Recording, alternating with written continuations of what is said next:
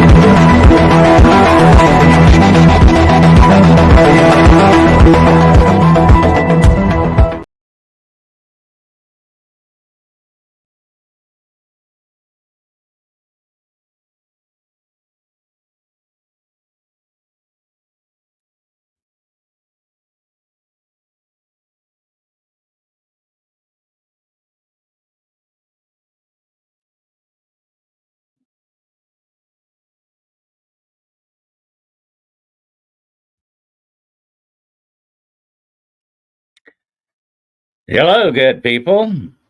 Come on in. It's time for us to gather again here in the grotto for another edition of Hunting the Shadows. I'm your host, Dennis Carroll. We're going to have an interesting hour or so ahead of us. We're going to be talking about the legendary Wildman. Okay?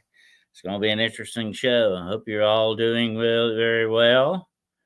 And let me get my banner going here, my little ticker, although it doesn't tick.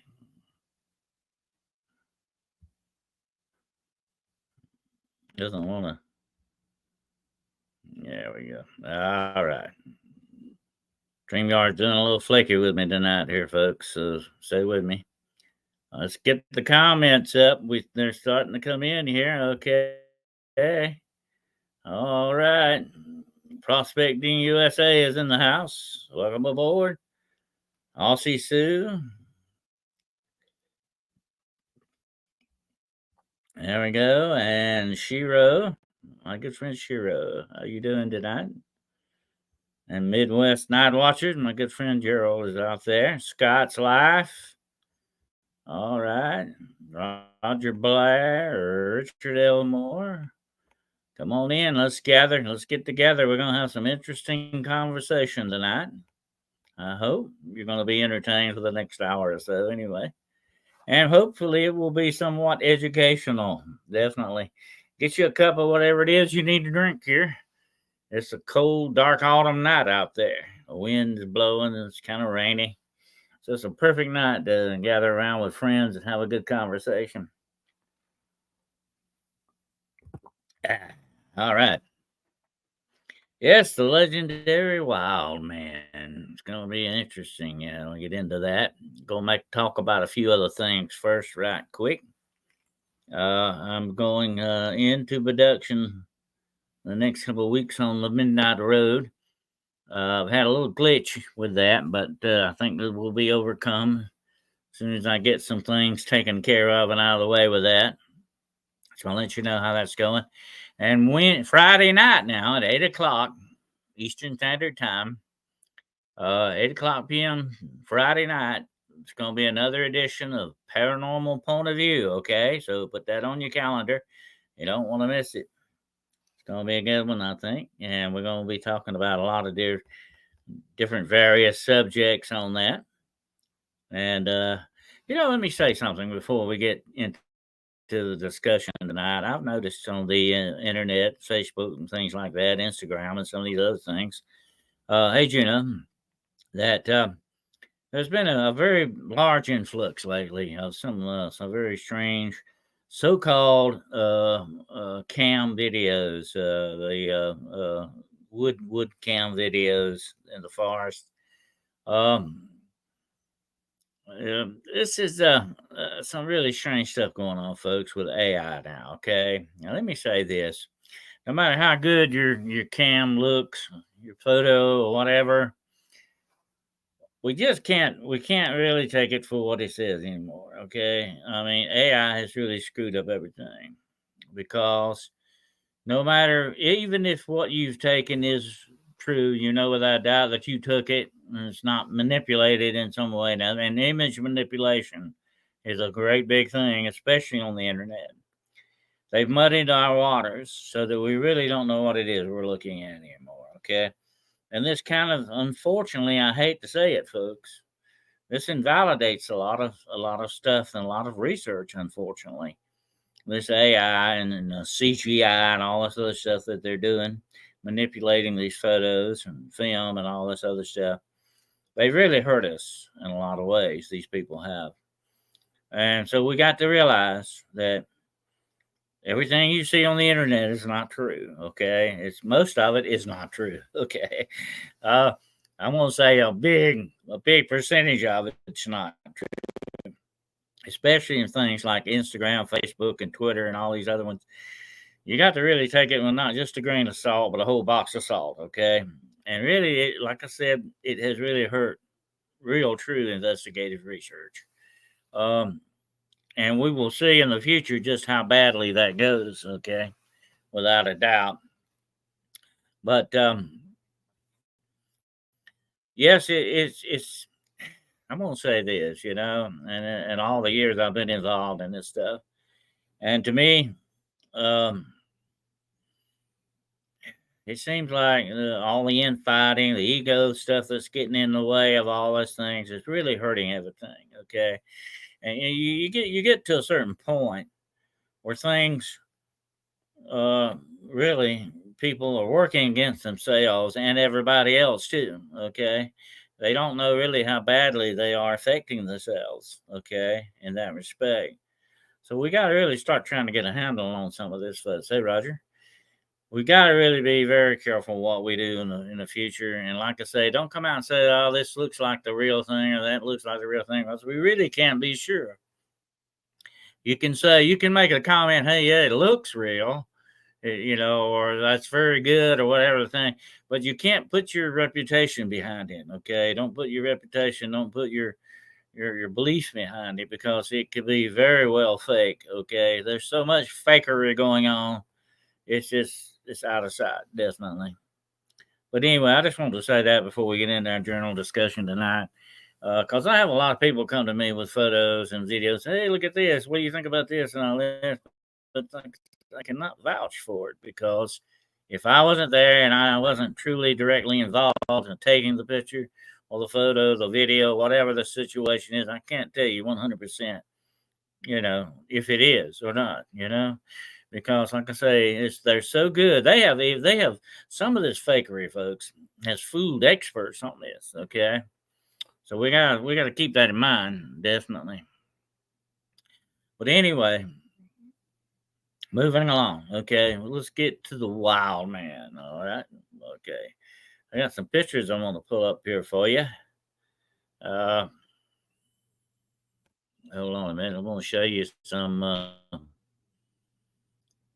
pictures of the legendary wild man. Okay. Let's say you're out in the forest, way deep out in the woods, on a dark, cloudy day, and you see a shadow moving in the brush, or you catch a glimpse out of the corner of your eye. Was that Bigfoot? Was that dog man? What was that? Or could it have been the wild man? That's an interesting thought. And that's who we're going to be talking about tonight, the wild man. And let me pull up a couple of photos for you here.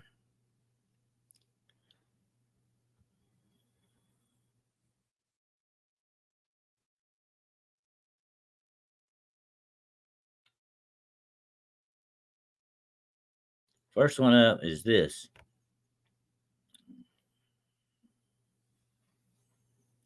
Take a look at this, okay? Now look at that. Take a real close look at that. This is, I think, an etching from like the medieval times. I don't know how old this is, but it goes way back supposedly.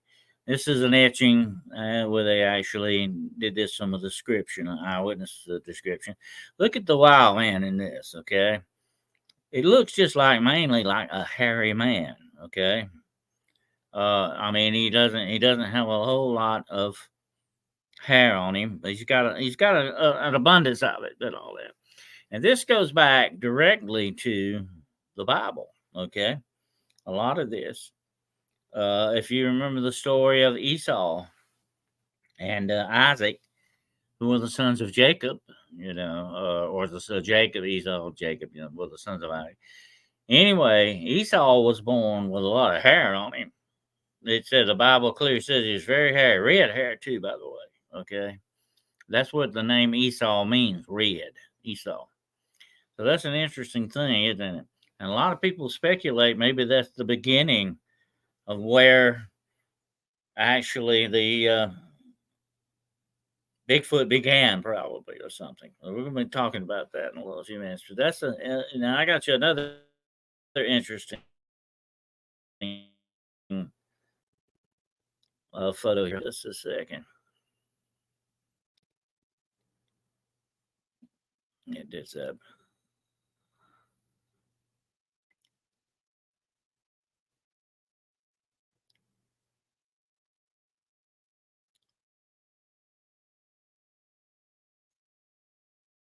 Well, I had one on that. That seems to have disappeared on me here. But anyway, it's from heraldry. All the old families and the shields. The heraldry stuff. And one of them, on several of them, there is the wild man is depicted, and he's very hairy on these. He looks very much like a Bigfoot. We're going to be also talking about this guy here.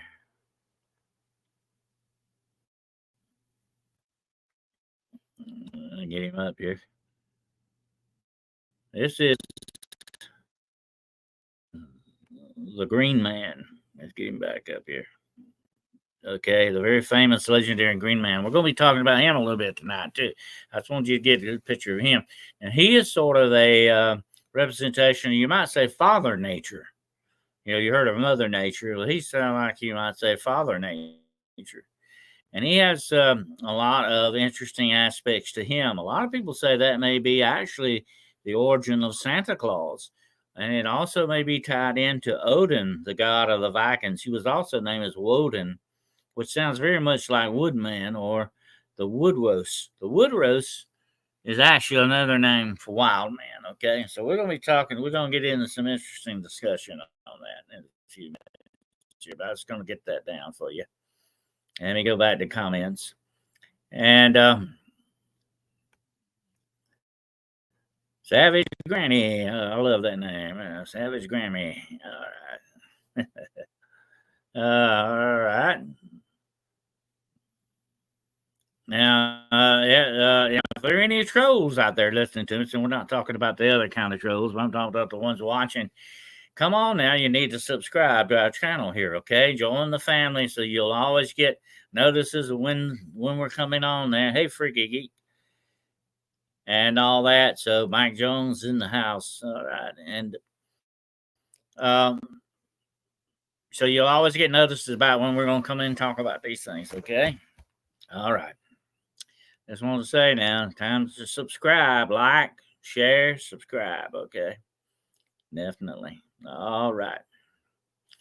So anyway, let's get to the Wild Man. The Wild Man. I'm going to ask you who is the most famous Wild Man of all? They've made movies about this guy, TV series. Who is the most famous Wild Man of all? Can anybody out there tell me who it is? I'm waiting.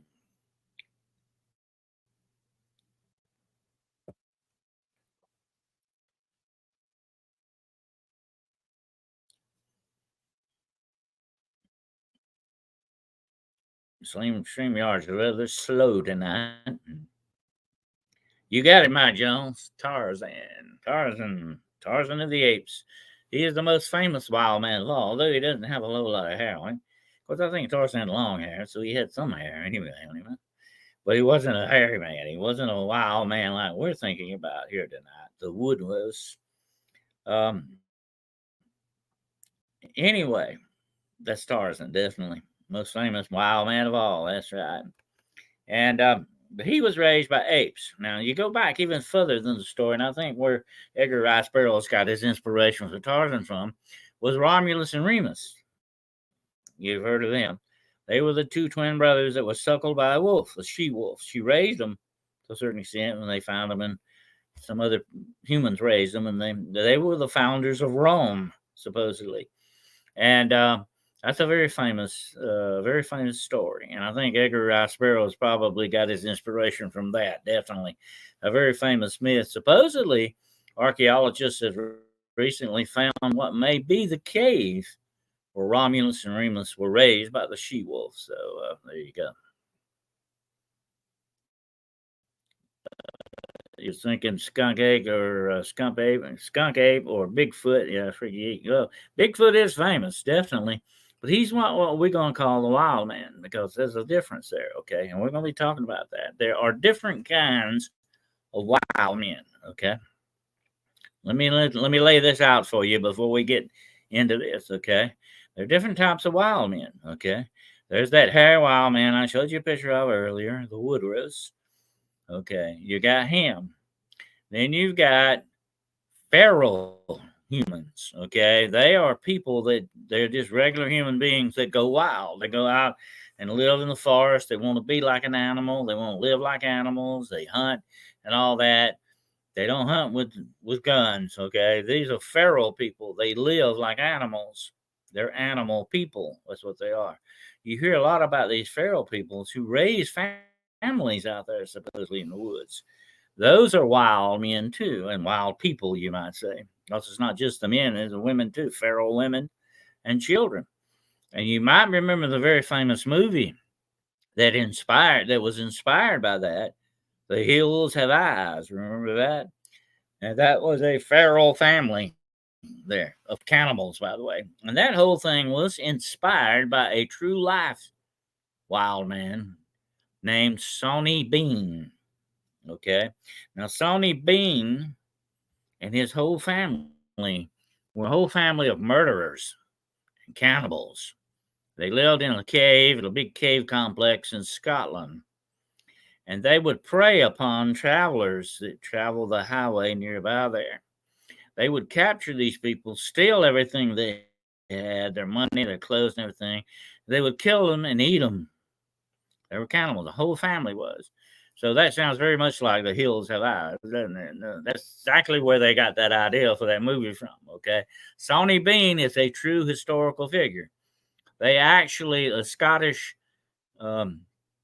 authorities actually came after him with a whole troop of soldiers and captured Sonny Bean and his whole family, wiped most of them out. I think they hung Sonny Bean or drawn and quartered or whatever they did back in those days.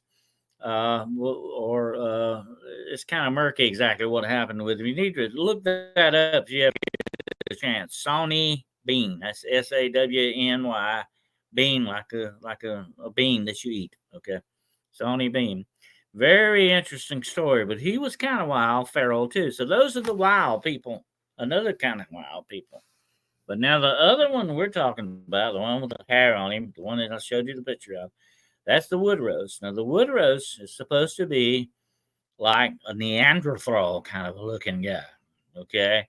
But he's got more hair on him than your average Neanderthal had. But we really don't know how much hair the Neanderthal had on him, okay? Let me say this. Okay? The human body is very adaptive to whatever environment it may be in. If these Neanderthals, like in Siberia, and I'm going to tell you something about that shortly, the Neanderthals in the colder regions probably had more hair on them.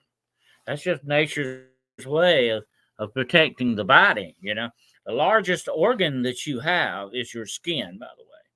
If something goes wrong with your skin, it affects your whole body. That's your largest, very important organ. That's why we wear clothes and shoes, okay? That's why we protect our skin. It's a very vulnerable part of us, okay? We got to remember that. Yeah, the Russian army has a large count of large fair men in a cave, Mike Jones, definitely. And I'm going to say something about Siberia. There are rumors to this day, Mike, that there are tribes of Neanderthal people back in the Siberian wilds and that may be what happened with that very famous Dolokhov Pass incident. They may have been killed by some of these people. That's another speculation on it. But there's supposed to be pockets of Neanderthals left in certain areas, other areas of the world too. There's a lot of stories about that. Just like there, for many years. Now I don't think it still exists today, but I'm talking about like in the 1800s, there was stories of lost American Indian tribes that had nothing to do with civilization or anything at all. So anyway, the interesting thing about it all is that there are pockets way out in places in the world where these things could still exist to that extent. Who says that somebody flipped the switch one day and all the Neanderthals died away? That's kind of hard to believe, isn't it? Definitely. So anyway, you got that interesting. So what if sometimes out in the woods you're not dealing with a feral person, you're not dealing with Bigfoot, you might be dealing with maybe a Neanderthal that's left, Now here's something else you got to think about, okay? And this is something else to consider. There are very many stories, and of course this goes back to the Native Americans as well. They guarded their women very closely. They never let their women go out alone. And it wasn't just because of wild animals. Bigfoot, Sasquatch, was known to kidnap human women for propagation purposes. So, what if these wild men are the result of Sasquatch and humans getting together and producing children? That's an interesting thought, too. What if they're the offspring of Sasquatch and humans? Speak of large men wearing fur clothes. Okay, let me address that, Mike. It has been said that these Neanderthals, if they still exist, would definitely be wearing fur because that was one of the things that Neanderthals did because they didn't have as much hair on them as Bigfoot definitely would have. Now I have seen Bigfoot and he's hairy. Okay, I mean he's got plenty of hair and plenty of hair to spare. Okay, put it that way. He doesn't really need to wear furs. Okay, he's got his own fur coat built in, but Neanderthal would probably have to. Okay, because that goes along with the territory. That's your average looking caveman kind of thing there. So are they still Neanderthals out there? That's a very interesting question, Mike. Definitely. That's something that's never gets addressed by cryptid hunters that much. You never hear much talk about that. But hey, Danny, you never hear much talk about that, okay? But I think it needs to be looked into more. And here's one more thing: if there are Neanderthals out there, well, they might in summertime would leave a footprint. But look, if they wear furs, they're going to definitely wear something on their feet, so they're not going to leave barefooted footprints usually. Okay, so that's what they're going to be hard to track. Put it that way. They're just like a person actually wearing shoes in that respect. They're harder to track than a barefoot person, definitely, since you don't know what you're dealing with a lot of times. So you got to bear that in mind too. Absolutely. So anyway, that's part of the wild man thing. You can't rule out the Neanderthals, okay, or the Denisons too. The Denisons, who are not named after me, by the way. The Denisons, man, was thought to have been more of a ape-looking thing than the Neanderthal. So you've got different types. You've got some interesting things that could happen. Here's one thing, and I've said this before, folks. We were lied to when we were in school. The biggest lie they told us, one of them, was that the whole world has been explored and we know everything about it. That is ridiculous, a ridiculous lie, because that is not true. Very little of this true surface of this planet has been explored, if you want to look at it that way. There are vast areas of wilderness, plateaus, and plains that have not been explored, cave systems. Who knows what's going on with that? So it could be a lot of this stuff out there. You never know. But there are stories of Russian soldiers encountering these Neanderthals, definitely, and supposedly they killed a Bigfoot too, for that matter. But would Bigfoot and the wild man would not probably be buddies out there? Okay, they're really competitors competing for the wildlife in those areas. Because let's look at the big picture. When you think about Bigfoot and you think about Neanderthals, feral people, they've got to kill animals to survive. They're not just eating roots and plants out there and nuts and making it on that. They're killing animals. They've got to go after big game. Okay, you can't. I mean, it comes to a certain extent. You can't just live on squirrels the rest of your life. You got to go after big game, definitely. And I feel without a doubt, in order for Bigfoot, wild man, whoever is out there, they've got to go after big game to survive. That's pure and simple thing. There's no other doubt about that.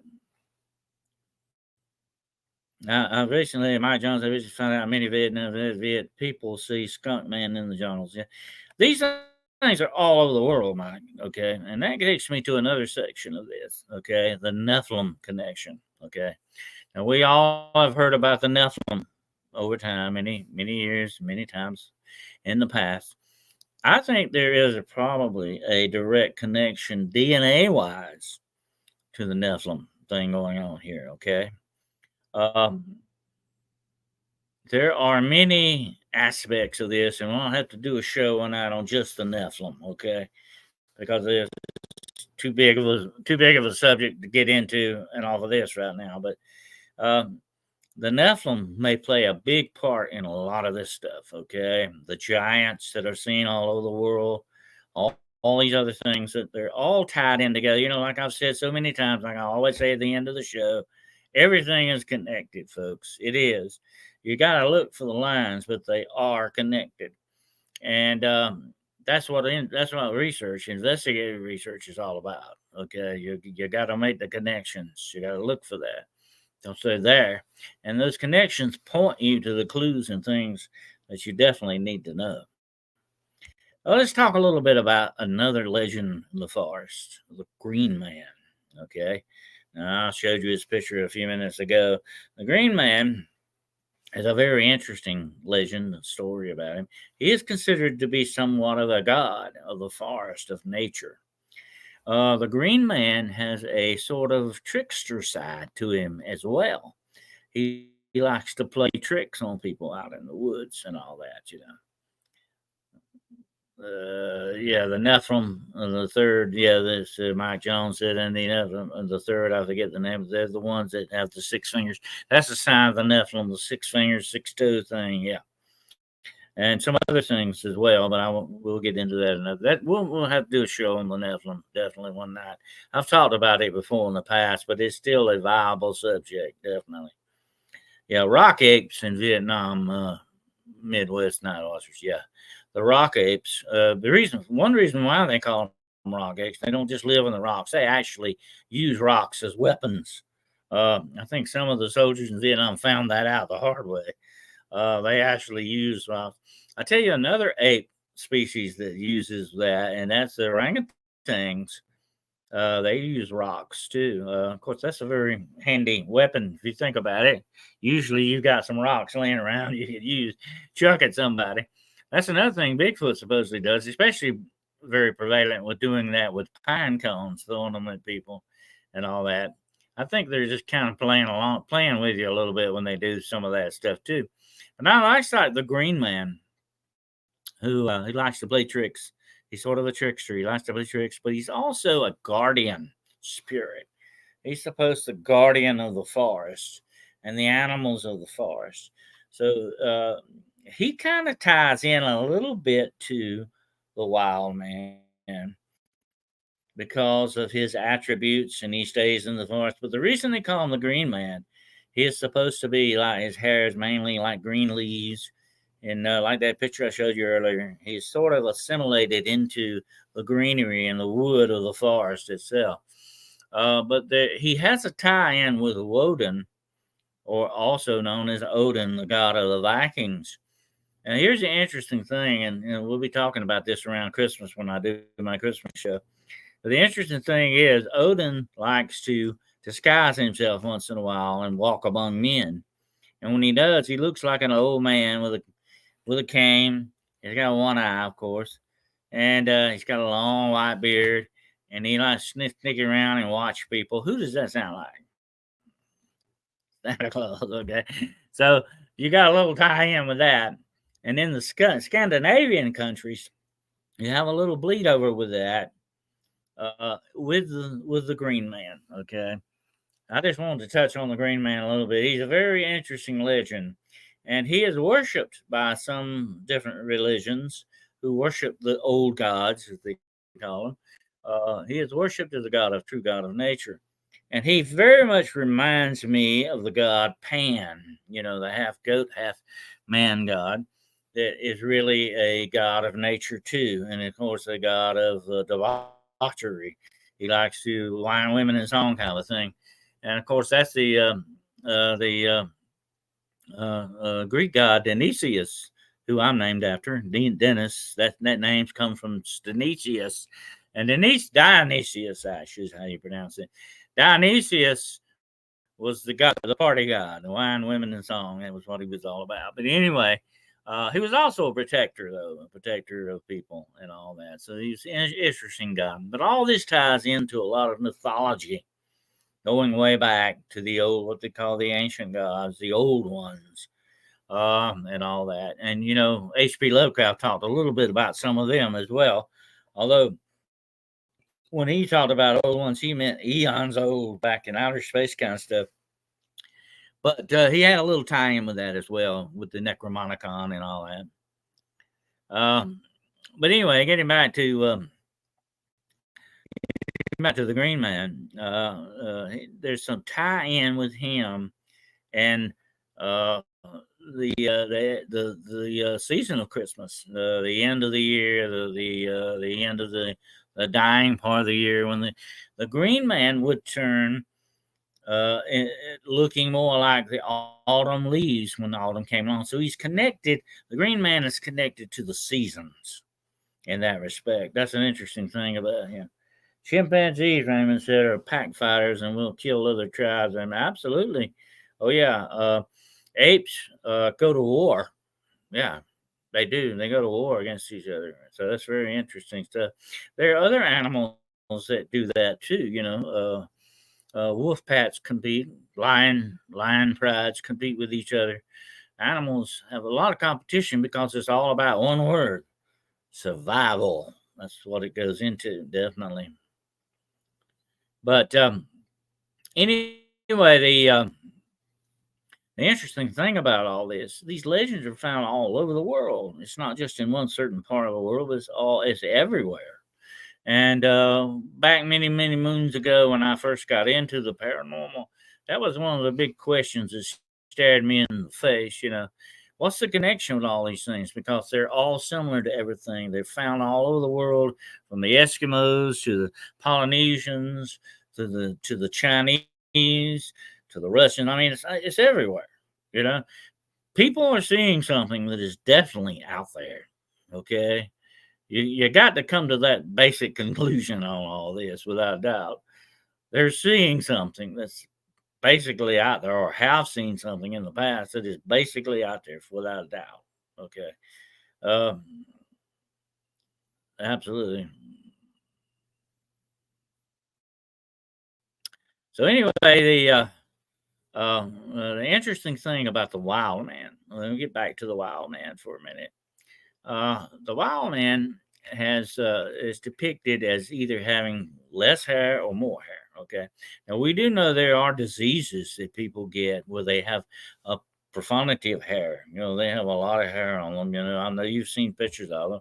They look almost like wolf men or something like that. And you know that the wild man has a tie in to lycanthropy in that respect. Now, lycanthropy being a disease of the mind more than it is of the body. There is a tie in there with that, definitely. Um, when I talked about werewolves last time, um, what's going on with this animal part of humanity kind of a thing? That's where we say, well, we're better and higher and better than animals and smarter, but yet we tend to somehow or another admire them to a certain extent. And of course, they have more power than we do sometimes, just like the apes you were talking about. A chimpanzee could very quickly break your arm. They have tremendous strength in their arms. They get that from swinging in trees and stuff. Did you know the average gorilla could tear you limb from limb? Seriously, I mean, he could tear your arms off very quickly. That's how strong these things are. People don't realize when you're dealing with wild animals just how strong they can truly be. That's the amazing part of that. That's the strength and power of nature. I think we kind of admire that. We venerate it, especially in a lot of our legends and all that. So yeah, that the green man and the wild man is sort of a tie-in for us to nature in that respect. Humanity ties into nature through the wild man or the green man in that respect, and even Sasquatch for that matter. Uh, I've seen a lot of people say that about Bigfoot. That he's a good guy. He's a protector of the forest and all that. They're kind of getting him, I think, mixed up with the Green Man to that extent. Uh, the interesting thing about it is um, uh, the psychological part of it all is that we still have that. Hello, Bigfoot, Michigan Rob. Good to have you, sir. Uh, the interesting thing about the wild man is we still have that tie to nature that's always with us. We're always tied to that part of the wildness of nature because there is a wildness in us. There's an inner animal that's always there inside of us. And I think that's our number one tie on that. Definitely. But um, to me, the wild man has been always been a very interesting subject. The hairy man, I told the story about the hairy man. The hairy man is a legend known throughout the Appalachians. The hairy man is really the wild man. That's who he really truly is. A lot of people say maybe Bigfoot, and you got that possibility as well. You have to wonder how many times there's been a misidentification of Bigfoot and the wild man, the hairy man, or whatever name you want to call him. Has there been some misidentification there when you were seeing a wild man and you thought it was Bigfoot or vice versa? You know, because if they are two different separate things going on here, or the Neanderthals, as we said earlier, if that's two separate things going on here, definitely, you know, you got to look into that. And Edna says, I have a green man pennant. No. Yeah. Well, he's a very, very well known, venerated thing. You remember the movie The Wicker Man? A lot of people said that it was tied into the Green Man in certain ways. And if you see a lot of these old Yuletide, and we're going to be talking about that around Christmas, a lot of these old Yuletide traditions, and mummers plays, and all that, the Green Man played a big part in those as well. So there's another tie into Santa kind of a thing going on there with that. So there you go. So anyway, that's the interesting thing about the wild man. He is part of us, and yet he's not. He's a part of us, and yet he's not a part of us. And when we think about it in that way, it is a psychological thing about it. It is part of us, our wild nature of mankind that we're talking about and venerating here to that degree. Are we still that very far from the true Neanderthals? In certain instances, in certain situations, we could revert to something like that very quickly. Okay. What if the power goes out tomorrow and never comes back on again? You will see mankind probably devolve deeper into being more like animals because here's the number one rule of survival: you do whatever it takes to survive. You do whatever it takes. Okay, that's an animal. Okay, that's what animals do.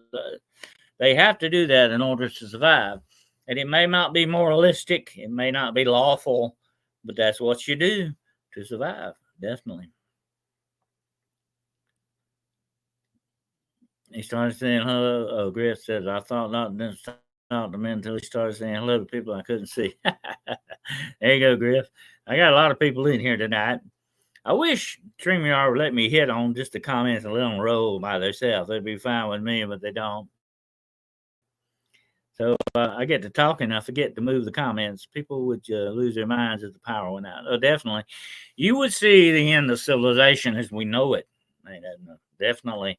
The I mean, it would definitely end up be a very bad world to live in when you think about it, and that may happen. It would not. It's not that far fetched that it couldn't happen, And the interesting thing is, we wear our humanity, our civilization, sort of like a jacket. But when the situation becomes, it gets too hot, you take your jacket off. When the situation calls for it, you can remove certain parts of that. Humanity can be removed that way too. Civilization can be thrown aside if it has to be, and we got to remember that, no, without a doubt, how very thin that veneer is, you know, absolutely. And a lot of people said, "Oh well, we could survive. We'd go back to horses and all that." Some people could, but most people wouldn't. It would be a horrible world, you would see, and it just might happen. That could be in our future. We don't know, but uh, to me, it would be a very bad situation. We've become slaves of our technology. Okay, we're not like the Green Man. He lives in the forest. Nature feeds him and clothes him and all this stuff, along with Bigfoot, the Wild Man, and all these other feral people we talked about. They're fed by nature. Nature can do that for you, but you got to take what you want from nature. Nature will give you something a little bit, but most of the time you have to take what you want. Okay, that's the way mankind survived. That's the way animals survive. That's the way the wolf hunts. The lion takes things down to survive. You got to remember that. The hairy savage, Mike Jones. Oh yes, Cherokee talk a lot about him. A lot of the North Native American tribes talk about the hairy man, and they're usually talking about Bigfoot either when they do. So he is well known. The hairy man is well known by a lot of the Native American tribes, without doubt. Good evening, Cryptid Huntress. Good to have you here.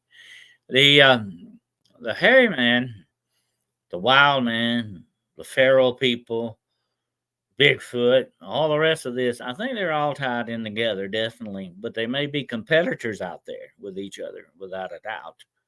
I believe that they definitely have to compete to survive. If there are pockets of Neanderthals out there, or people or the feral people, the wild people that were actually remnants of Bigfoot and human mating, if they are out there, they're still in the competitive chain. Okay. So they're all competing against each other. So I just don't see them being friends, sitting down and having a cup of coffee from time to time. Okay. I don't see that happening. I think they're all very much competitive, without a doubt. But the interesting thing is that what's going on with that? I think, my pet theory is on a lot of this is I think there may be pockets of Neanderthals left.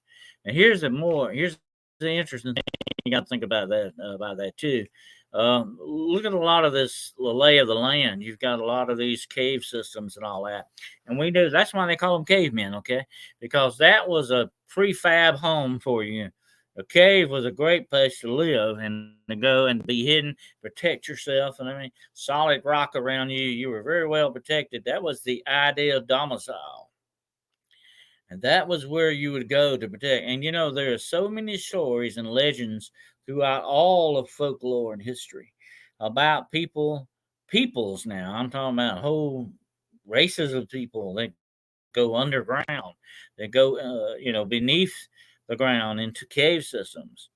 Um, Without a doubt, there's got to be something with that. Okay, I mean the fairies are talked about as being their kingdom being underground. The Hopi talk about the ant people being underground. I mean, it's all over the world. These legends exist, and like I said, that would be the perfect place if you wanted to get away, to survive, to hide out. I would head for a cave system, definitely. That's where I'd be. Raymond says it would be like Walking Dead. There'd be packs, and those with guns will take what they want. The bigger group of people, survival of the fittest. Absolutely. Survival of the fittest, as Darwin used to say. That's the way it goes. And they wouldn't care how they survived, without a doubt. Country folks would ride around in wood stove trucks. Mike Jones says that. Well, there might be an inventive guy out there that might make a steam truck there for you. You know what I'm saying? Juno says, Midwest not watch the show. Gonzo been watching his channel for a couple of years. Okay, sounds good. So anyway, the interesting thing about my pet theory about the Neanderthals, there could still be some in some cave systems around, and a lot of times these big Neanderthals, maybe some of them might be very big, could be mistaken for giants as well. I read a report the other day about a guy that supposedly saw a giant looking out of the cave up on the side of a mountain, a secret door like or something like that.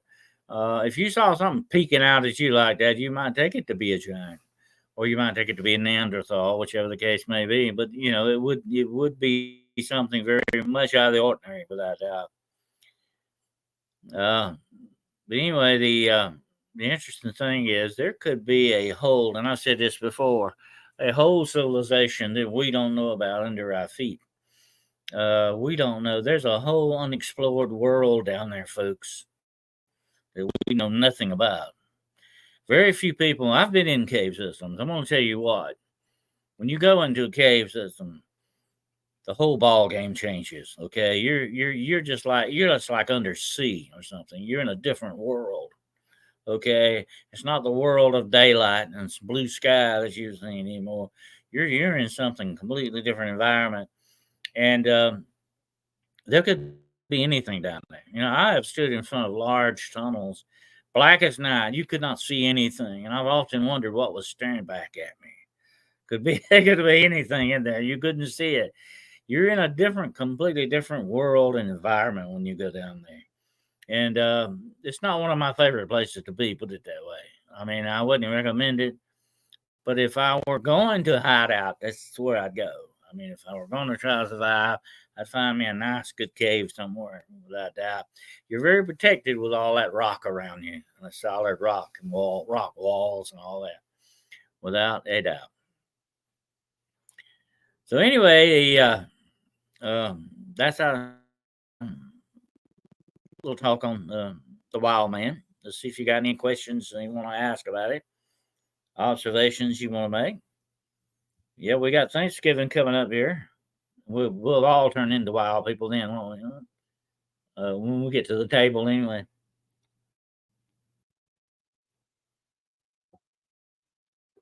But I've always found that wild man interesting. I've always wanted to see one. Definitely. It's like I said.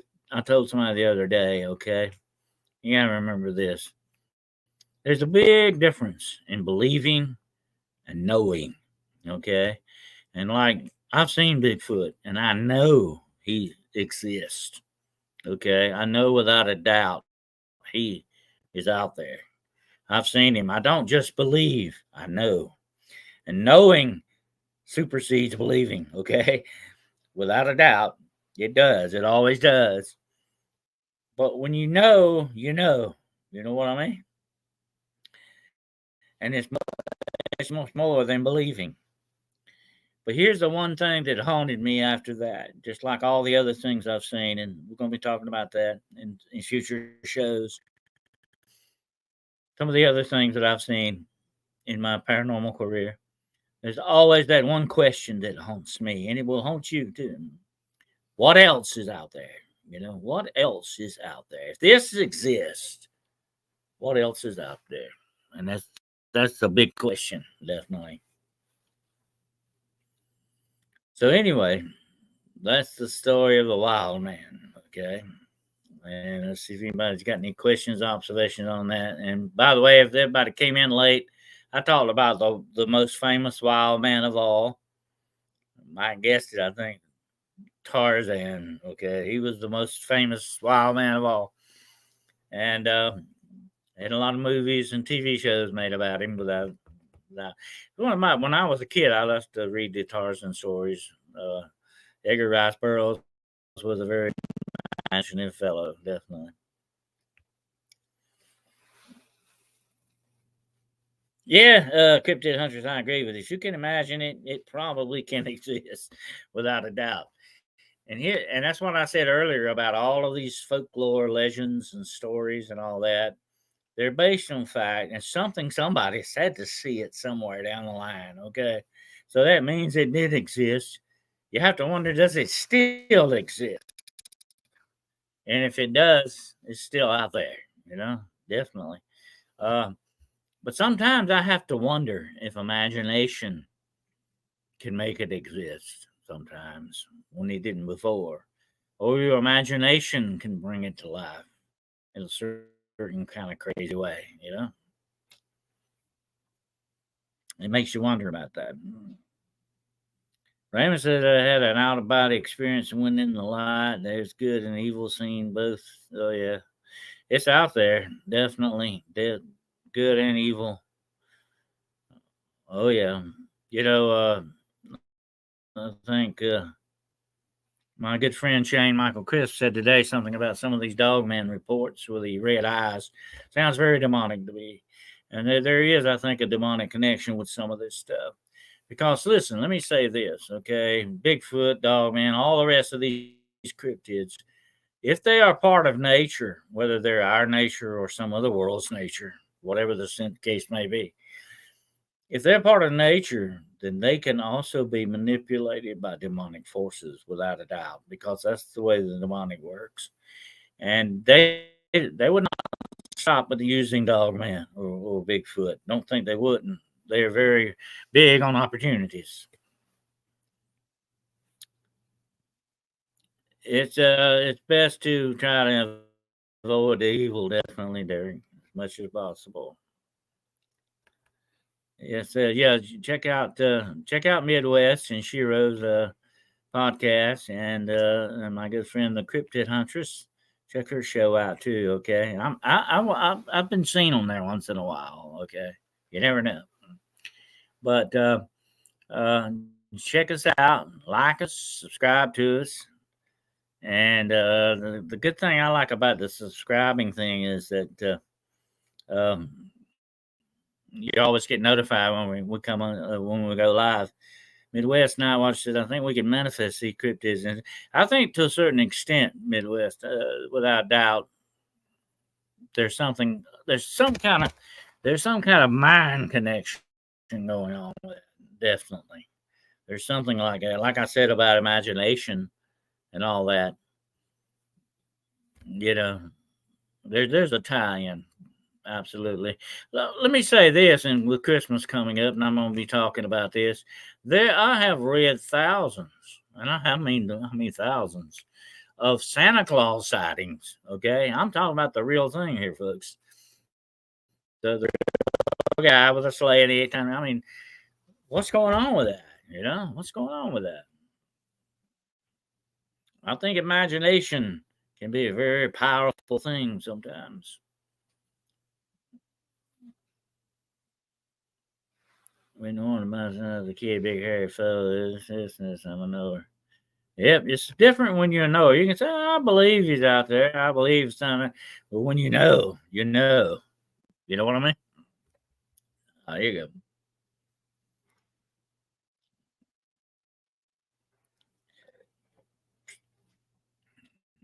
go. Yes, Big Chat wants to know if they're cryptid hunters. Can you drop your link in there, dear? Go right ahead and do that. I don't have it with me, and I would put it in.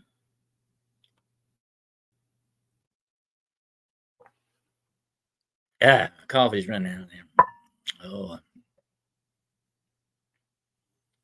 actually, my caffeine is cold tonight. I talked too long.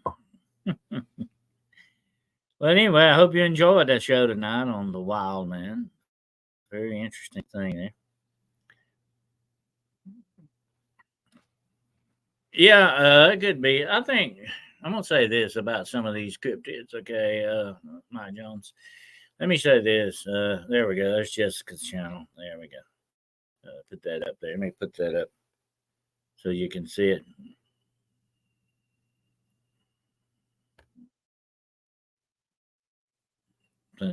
She was asking about it. There you go.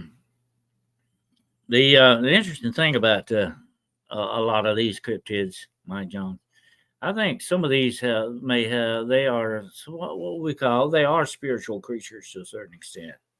Okay, and I think anything spiritual has a capacity to transport themselves through portals and stuff like that, because it's a spiritual kind of a thing that that they do. It's connected to the spirit in that way. Definitely without a doubt. So I've seen spirits manifest. Okay, let me go into this a moment. I've seen spiritual energy transfer and manifest into physical form in front of my eyes. Okay, that's another thing. I'm not believing I know. Okay, and I saw it, and uh, I wasn't on drugs. I wasn't drinking. I wasn't out of my mind. I saw it. I wasn't hallucinating. Uh, I've seen it happen on more than one occasion. And I'm gonna get into some of those stories in the future. So hang in there, folks. We're going some really interesting shows ahead. Okay, but the the let's see.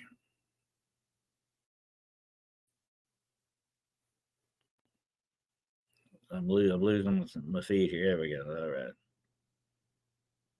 Please like, share, and subscribe on all this. You put the Midwest Night Watchers up there too, if you want. We can share that out. Um, but the I know these things can.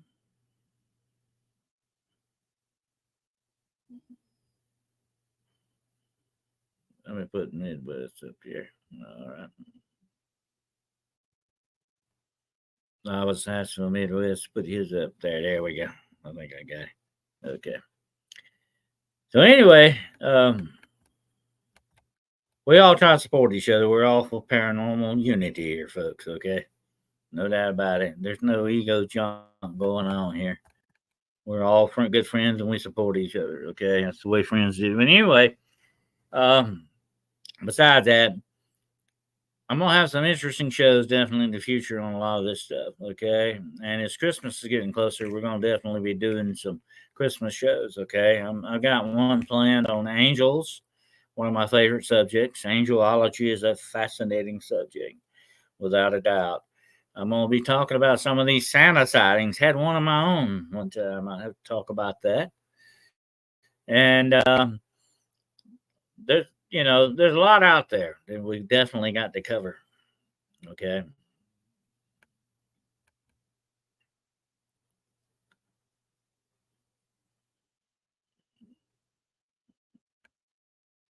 We put that one up there.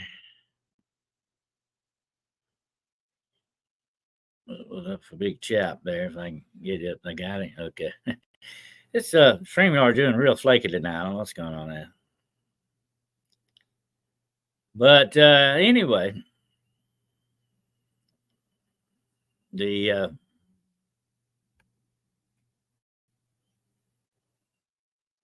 okay, we got the comments going here. So anyway, I hope you enjoyed the show tonight. The Wild Man, he's wild, yeah, all right. He's out there somewhere probably right now tonight. I hope he doesn't have a laptop listening to us, okay? But you might pay me a visit. You never know. But I'd like to see him one day. Definitely would. I'd like to see that. But it might be the last thing you ever saw. You never know. If he's very much like the feral people, he could be a very dangerous guy to run into. So you have to consider that point too, definitely. But anyway, I hope you all have a good holiday out there. I really appreciate you showing up tonight and joining in on our conversation. It's been an interesting one. And guess what I got planned for you next week? Next Wednesday night, same bad time, same bad channel, as Batman used to say. Uh, Vampire spirits. Okay, now last time I did a vampire show, we're gonna go hunting vampires on Hunting the Shadows next week. Okay, we're gonna go vampire hunting, and I'm gonna talk about vampire spirits. Last time I talked about vampires, it was the vampire cults. Now these are the vampire spirits, and we're going to get deep into demonology on this. Okay, so be prepared. This is going to be a very dark study here. Okay, and but vampire spirits is next up on our roster here, and I'm going to talk about some of the experiences I've had with these vampire spirits, and the things that happen to run into them, and some people that were delivered from these things and how some of these vampire spirits operate. Okay, so it's going to be a fascinating show. So you don't want to miss this one. Okay, we're going to go vampire hunting on Hunting the Shadows. Okay, and I hope you'll be here for that next week, same time, same place. And I appreciate you all showing up tonight. And please like us, share us. I hope you all have a Cryptid Hunters, Midwest Night Watchers, all of you out there, have a terrific Thanksgiving. Eat some for me now, okay? And Aussie Sue, thank you. Hope you have a great Thanksgiving.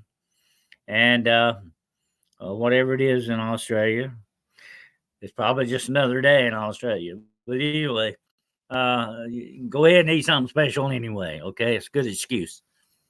So I hope you all have a great holiday and enjoy yourselves. And don't forget now, Friday night, 8 o'clock this Friday, uh, another edition of Paranormal Point of View. Okay, we're going to get into some interesting things then. Going to talk about some movies, going to talk about some books and some other things too. Okay, and some of the state of things going on with the paranormal world and all that. So we're going to get into some discussion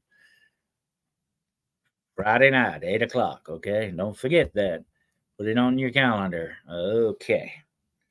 Well, I really appreciate you all coming in tonight and sharing this time with me on Hunting the Shadows.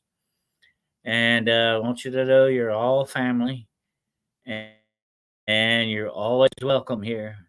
And so are your relatives. If you want to get any of them to sign up, we need more subscribers. Okay, folks? Let's get those subscriptions coming in here. And so get the word out. Say, hey, I know a show you might want to listen to. It's called Hunting the Shadows. So direct them my way, okay? And I appreciate you all coming in tonight and sharing this time and camaraderie. It's always good to gather around the old computer screen or whatever your situation is, and talk about these things, okay? And I just want to say thank you, and until we get together again, remember, Nantambu Mala, that means fear no evil, and stay aware, stay safe out there. Ciao, buongiorno, and arrivederci. Hunting the Shadows.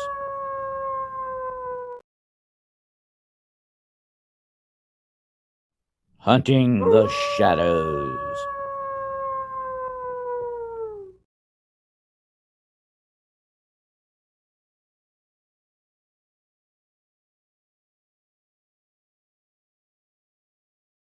Hunting the Shadows.